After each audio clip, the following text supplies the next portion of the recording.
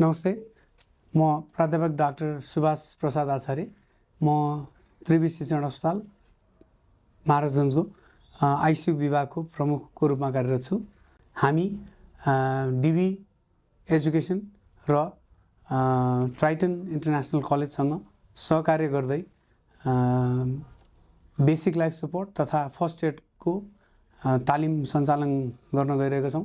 यस तालिमले कुनै पनि इमर्जेन्सी सिचुएसनमा कोही पनि व्यक्तिलाई, कुनै पनि मान्छेलाई इमर्जेन्सी पर्दा, स्वास्थ्य इमर्जेन्सी पर्दा त्यहाँ उपस्थित भएका व्यक्तिहरूले कसरी त्यसलाई व्यवस्थापन गर्ने र के गर्दा त्यो व्यक्तिको ज्यान जोगाउन सकिन्छ भन्ने सम्बन्धी तालिम हो।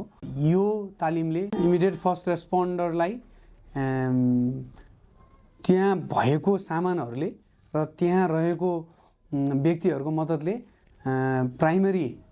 प्राथमिक उपचार तथा बेसिक लाइफ सपोर्ट गरी अस्पतालसम्म पुर्याउनलाई मद्दत गर्दछ।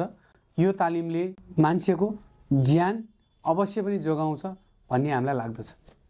धन्यवाद।